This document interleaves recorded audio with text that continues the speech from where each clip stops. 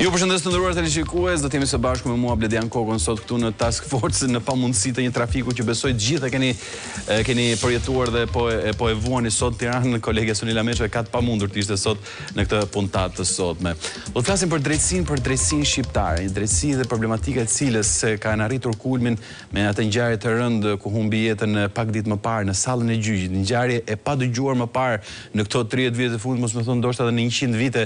e kusur ekzistencës së shtetit shqiptar, ku një gjyqtar ekzekutohet në sallën e gjyqit në momentin e vendimit. Pikërisht nga kjo ngjarje, një artikull i publikuar 2 ditë më parë të shtunën në Fox News ka hedhur dritë dhe ka bërë një skaner të asaj që vazhdon të jetë një nga problematikat kryesore, një reformë e cila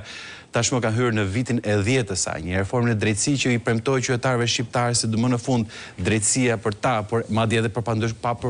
pandëshkueshmërinë do të rikthehej ose më saktë do të vijë në zbatim. Në fakt ka përfunduar ashtu siç konstaton edhe artikulli i New York Times, duke pyetur edhe aktorët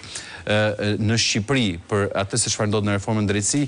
në më shumë se sa në një drejtësi për qytetarët, thjesht në një gjyq publik dhe në një gjyqi shtrigash do të komentohej edhe nga ekspertë të ndryshëm. Po çfarë ka ndodhur? Ndjekim pak se si e ka trajtuar vetëm 2 ditë më parë një nga mediat kryesore në Shtetet e Bashkuara të Amerikës, një media e cila shihet si media shumë pranë presidentit Trump, Fox News. Ndjekim materialin dhe rikthehemi një herë, prezantojmë edhe të ftuarit tonë për ditën e sotme.